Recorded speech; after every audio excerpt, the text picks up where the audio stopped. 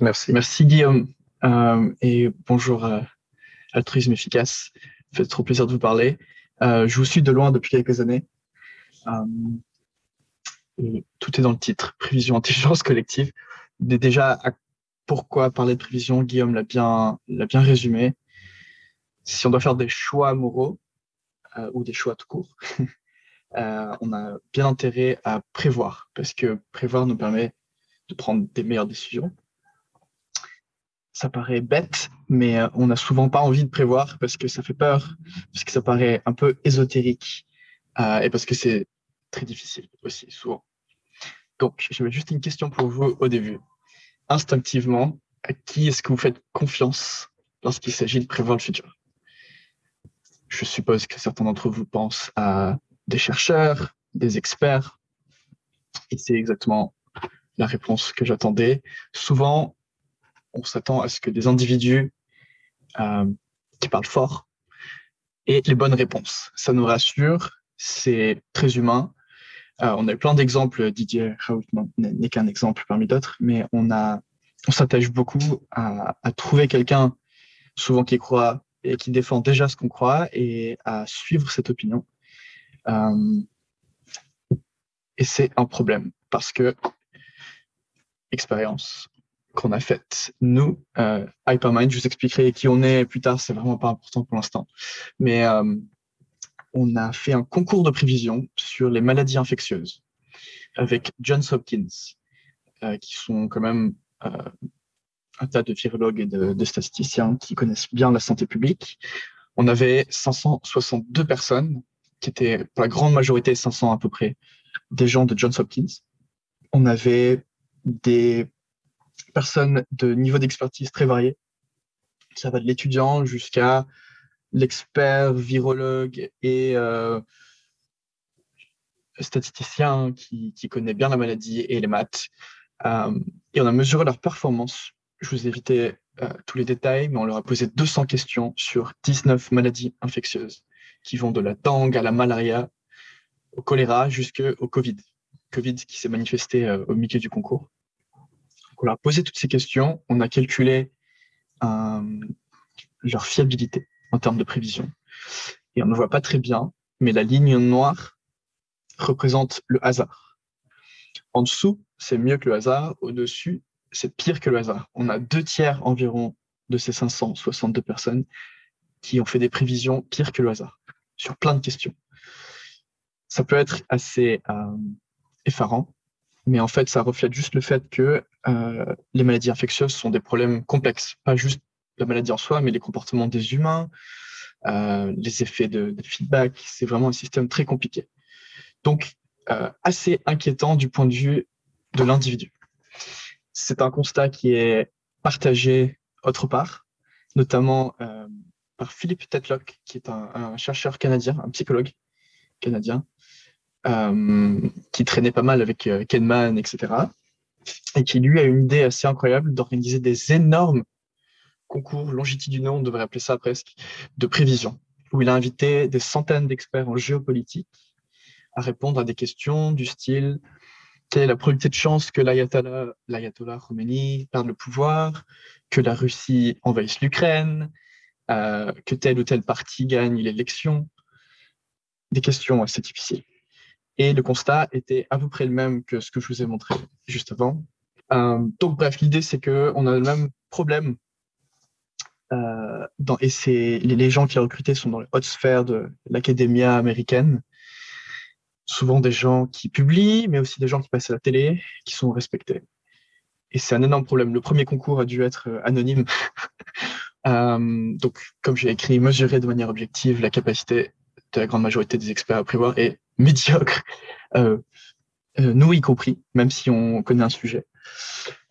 Je ne veux pas partir dans le populisme, je reviendrai à ça en disant qu'il n'y a pas d'expertise, au contraire, mais le constat est quand même assez négatif au niveau de l'individu.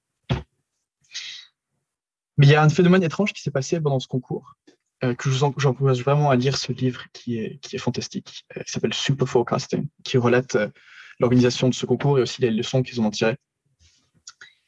J'ai condensé le livre, il y a 10 commandements que j'ai concentrés en 4.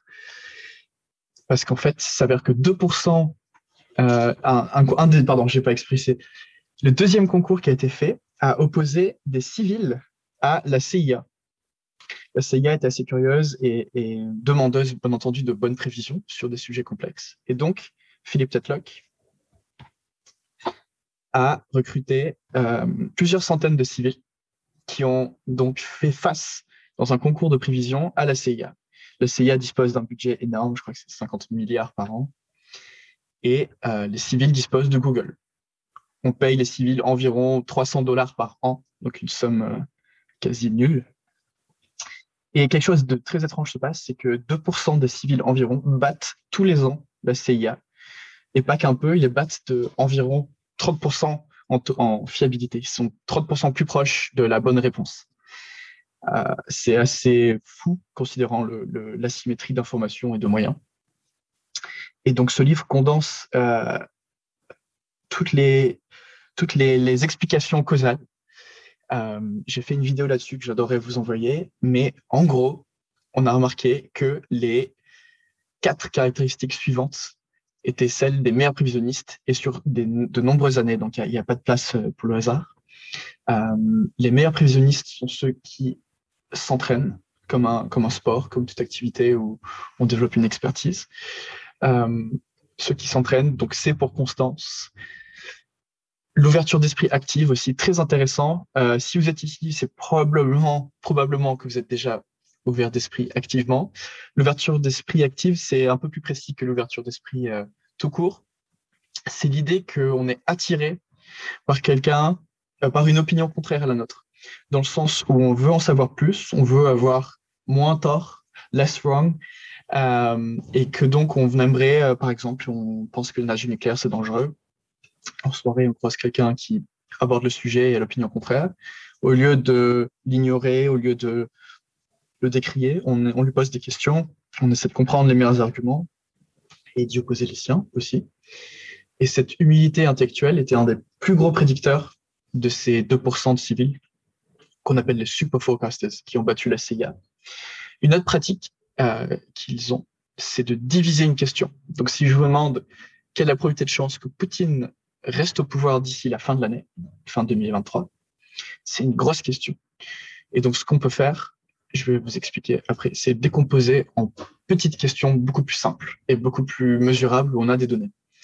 Et après, il y a le E, le code du prévisionniste, j'ai oublié de dire le titre, bien entendu, qui est l'équilibre. Et là aussi, fascinant, les meilleurs prévisionnistes ont tendance à regarder, à analyser une question de 2 points de vue et de mélanger ces 2 points de vue. Donc d'abord, ils vont commencer par regarder la question de l'extérieur, une vision d'ensemble, et essayer de comprendre les base rates, les taux de base. Donc par exemple, sur Poutine, on pourrait le classifier comme un homme russe, donc on pourrait commencer par regarder l'espérance de vie d'un homme russe moyen. On pourrait dire un dictateur et regarder l'espérance de vie des dictateurs dans la région. À partir de ce taux de base, ils vont raffiner les choses et regarder les détails. Donc Poutine n'est pas juste un russe ordinaire, il a un service médical probablement hors pair, mais il y a peut-être des indications que sa santé n'est pas au top, etc. J'invente un peu, mais l'idée est qu'on va partir toujours d'un taux de base qui donne un fondement solide et ajuster au fur et à mesure. Et en faisant ces 4 choses, ces 2% des civils ont battu de beaucoup les professionnels de la prévision. Toujours bon à garder en tête, si vous êtes confronté à un problème nouveau que vous ne connaissez pas, cherchez les taux de base, divisez votre question en sous-questions plus simples, plus abordables, restez toujours au maximum ouvert à des avis contradictoires et essayez de vous entraîner. Pour vous entraîner, il y a plusieurs façons, mais c'est très important d'avoir du feedback objectif et pas juste dire le soir, j'avais raison. Un phénomène étrange qui se passe, pour en revenir à notre expérience sur les maladies infectieuses, c'est qu'on prend les réponses de tout le monde et on fait une moyenne toute simple. C'est un peu contre-intuitif pour l'erreur, mais on vient de dépasser avec la ligne rose 99% des individus. Donc la moyenne des erreurs alors que les 2 tiers des individus font pire que le hasard, dépasse 99% des individus. Avec quelques ajustements algorithmiques, donc je peux parler avec plaisir, qui permettent de trier les individus qui ont le plus d'informations et de pondérer leur savoir, on arrive à une espèce de moyenne pondérée qui bat absolument tous les individus. Donc le groupe, avec la bonne méthode d'agrégation, on appelle ça, le groupe peut être plus intelligent que l'individu le plus intelligent du groupe. Il y a une espèce d'effet d'émergence. Est-ce qu'il y a d'autres questions ou est-ce que c'est le même chat qui Non, c'est le même. Moi, j'avais une question. Oui. Sans parler des ajustements algorithmiques dont on peut reparler plus tard, pour arriver à la première ligne orange là qui m'améliore beaucoup. Ça, c'est ce qui se passe quand, à chaque question, plutôt que de laisser chaque personne répondre indépendamment, tu vas constituer un N plus unième individu qui, lui, va juste répondre la moyenne de toutes les autres réponses. C'est ça. C'est ça. Okay, c'est juste je suppose que tu appellerais ça un espèce de ensemble learning, corrige-moi si je dis des bêtises, mais un modèle qui combine tous les autres modèles de façon un peu primitive. Là, tu me diras. Et la version un peu moins primitive, au cas où tu te poses la question, les ajustements sont très simples. On garde les prévisionnistes qui ont fait des prévisions les plus récentes. On va partir sur, par exemple, les 30% des prévisions les plus récentes. On va compter, mesurer qui, par le passé, sur d'autres questions, avait raison et leur attribuer plus de poids. Et on va extrémiser la réponse. C'est-à-dire que on est toujours on ne dit pas oui/non quand on répond à ce genre de questions. On donne un intervalle sur, par exemple, le nombre de lits d'hôpital qu'il va falloir mettre en place, ou le nombre d'infectés, ou même le nombre de morts. Donc, c'est des chiffres ou des probabilités. Et donc, on va pouvoir mesurer objectivement à une date la distance par rapport à ce qui s'est vraiment passé au fur et à mesure du concours. Donc, c'est pas un truc qui dure 3 jours, 1 semaine. C'est des choses qui durent 1 an, 1 an et demi, 2 ans. Et grâce à ces informations sur les performances passées, on peut pondérer leur poids dans le mix total. Ok, je reviens un peu en arrière. Cette forme d'intelligence collective, moi je vais juste la définir très simplement, l'intelligence collective, comme la capacité des groupes à surperformer les individus qui le composent. Surperformer étant un peu vague exprès. Ça peut être en prise de décision, ça peut être en génération d'idées, ça peut être en prévision.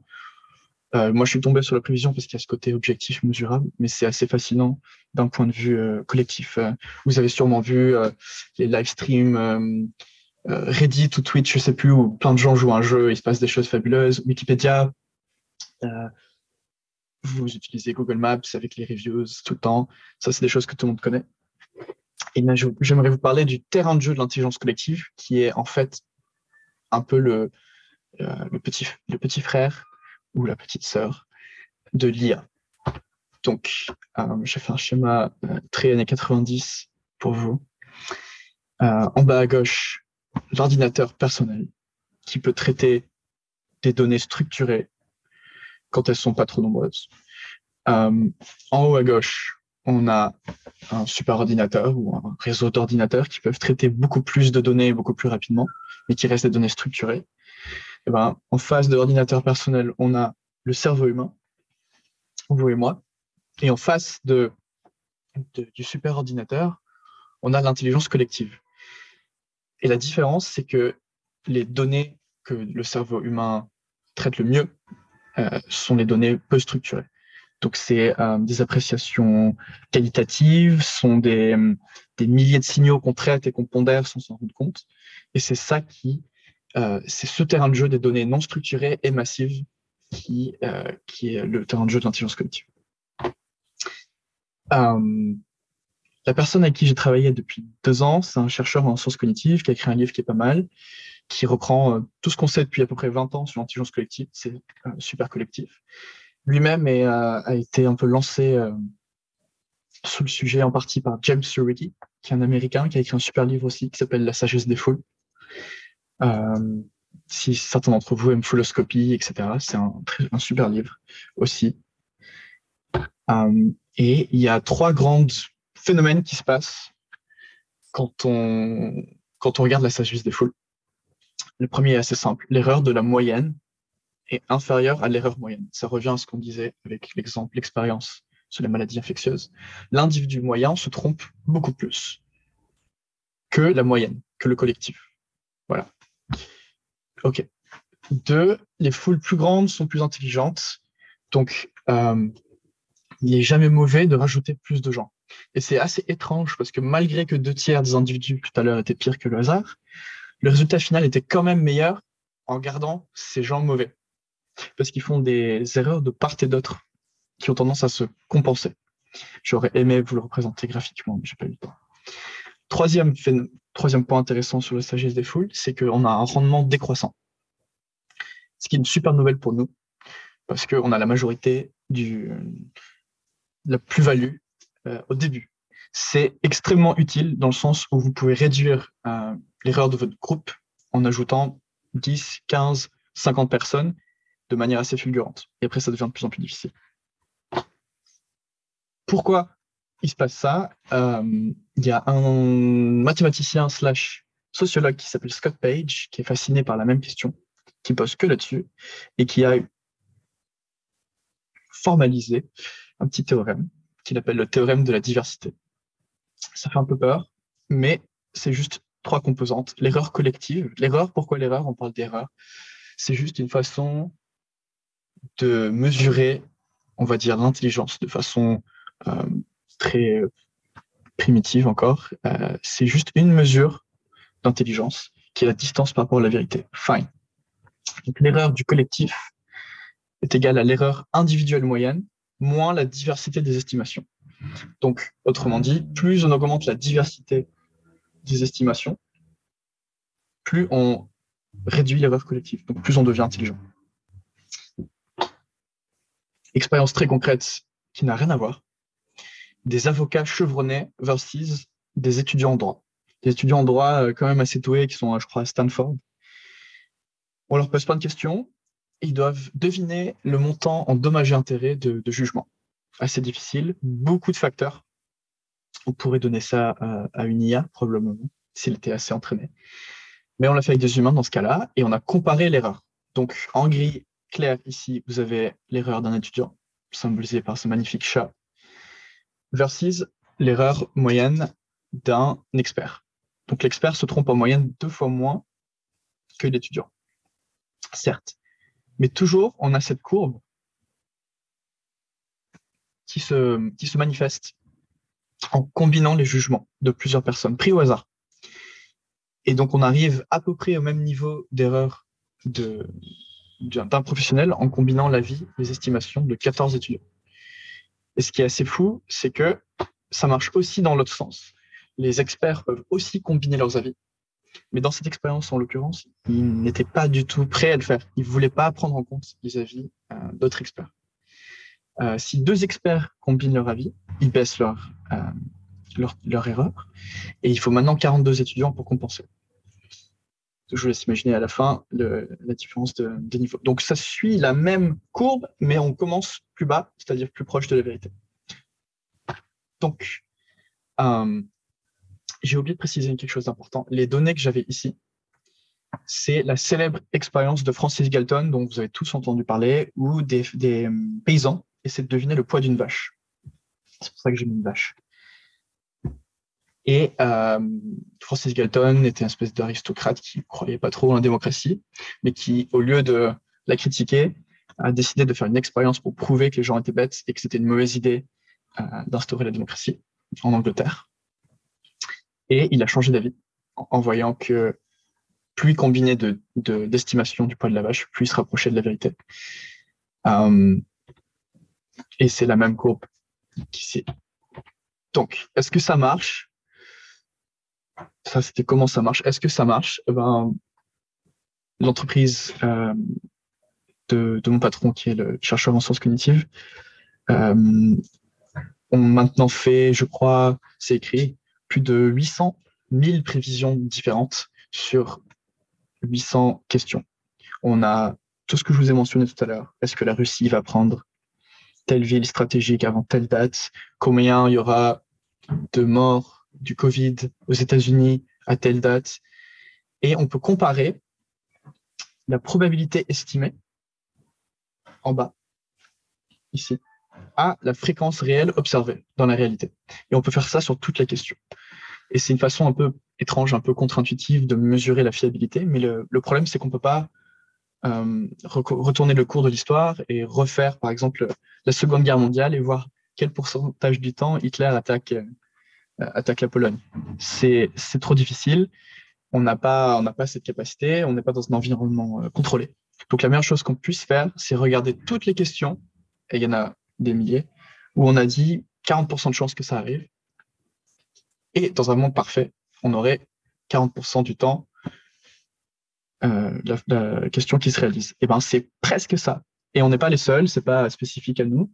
C'est juste ce phénomène de sagesse des foules, et ce à tous les niveaux de probabilité. La foule arrive à discerner non pas la bonne réponse, mais la bonne probabilité. Et donc c'est assez important aussi dans le code du prévisionniste de réaliser que rien n'est certain, tout est probabiliste, et qu'il y a une grosse différence entre dire qu'il y a 60% de chances que quelque chose arrive ou 80%. Les joueurs de poker sont entre autres de meilleurs prévisionnistes parce qu'ils ont cette capacité à distinguer les nuances de probabilité. Et les mauvais prévisionnistes ont tendance à s'enfoncer dans le oui ou dans le non. Ça va beaucoup arriver dans le théâtre télévisuel ou en politique, où on veut un oui ou un non, et on n'est pas capable de distinguer. Qu'est-ce qu'un marché prédictif? Vous vous demandez peut-être. Très simplement, des cerveaux, un système pour combiner et une information qui sort de tout ça. Il y a plusieurs façons de faire. Vous êtes tous probablement au courant de ce que fait Metaculus, qui est génial. C'est la même chose. Il y a des questions sur les manières optimales de combiner ces prévisions. Ah, je vois que le chat est plus long. Je vais cliquer pour voir. Comité de prévisionnistes, ce qui est assez fou, c'est qu'on ne sélectionne pas les gens. Les gens viennent d'eux-mêmes. Ils se filtrent eux-mêmes, en fait. Et par le jeu sur de nombreuses questions, on va calculer leur fiabilité, mais on n'a aucun a priori sur eux. Et donc, il y a des gens assez surprenants auxquels on ne s'attendrait peut-être pas à être aussi fort. Donc, par exemple, un des civils qui a battu la CIA plusieurs années d'affilée est une coiffeuse à Manhattan. Il y a des retraités qui ont bossé, qui étaient agriculteurs. Moi-même, dans un concours sur l'Afrique, j'ai interviewé notre joueur numéro 1, qui était un vendeur d'épices en Afrique de l'Ouest pendant 30 ans. C'est assez fabuleux. On revient un peu sur cette attirance pour l'individu expert, etc. Mais c'est toujours le collectif qui est le plus fort et de manière la plus sûre, la plus fiable. Et voilà, donc les marchés prédictifs, en fait, soit vendent, soit donnent, soit renseignent. Par exemple, The Economist utilise pas mal de marchés prédictifs. Le projet de Tetlock, le livre que je vous ai montré au début, s'appelle Good Judgment maintenant. Et leurs prévisions sont aussi libres d'accès. Et donc, j'ai espéré, pendant ces 2-3 ans où j'ai travaillé dans un marché prédictif, qu'on puisse renseigner un peu l'actualité par des chiffres. C'est assez difficile, parce que souvent on prend un risque en tant que journaliste ou en tant qu'expert à s'aventurer sur le terrain des chiffres, parce que c'est plus facile de montrer qu'on avait tort. 3 facteurs clés à garder en tête, si vous ne retenez que ça, pour que vos groupes, vos équipes, vos amis, vos associations soient plus intelligentes. C'est ces 3 points clés. C'est l'indépendance d'esprit, qui est la capacité à exprimer ce qu'on pense. Bien souvent en entreprise, j'ai pas mal bossé dans le conseil. On a la diversité, qui est le numéro 2. Vous vous doutez de ce que c'est la diversité cognitive. Différentes façons d'appréhender un problème, différentes façons de voir le monde. La diversité est souvent pas trop mal. Le problème, c'est souvent l'indépendance. Il n'y a pas de mécanisme en place pour que les gens puissent vraiment exprimer leurs opinions. Une citation que j'aime bien, c'est « L'ennemi de l'intelligence n'est pas le nombre, mais le conformisme ». Et après, il nous faut un mécanisme qui nous permet de combiner cette information en quelque chose d'utilisable. Donc, sur un marché prédictif, on combine l'information en faisant ces espèces de moyennes pondérées. On a aussi un mécanisme de marché où les gens achètent et vendent des contrats qui sont en fait des probabilités de 0 à 100 sur les questions. Et le marché s'autorégule et ça donne le même niveau de performance. Le seul problème, c'est qu'il y a plein de gens qui n'aiment pas acheter et vendre et ils ne sont pas confortables avec les mécanismes de marché financier. Et donc, les ajustements algorithmiques viennent dans le second cas où on demande individuellement à chacun son avis, toutes les semaines par exemple, sur des maladies infectieuses. Et on vient donner plus de poids à ceux qui avaient raison par le passé et prendre les réponses les plus récentes. La démocratie, le fait de voter, c'est une autre forme d'agrégation. Bien entendu, elle est imparfaite, mais elle reflète quand même quelque chose dans le collectif. Il y a d'autres formes d'agrégation qui sont super intéressantes. Selon le contexte, on peut adapter. Mais toujours veiller à ce que les gens puissent s'exprimer, qu'il y ait assez de gens, qu'il y ait un bon proxy pour la diversité, et qu'on a un mécanisme objectif pour combiner leurs avis. Déjà un super début.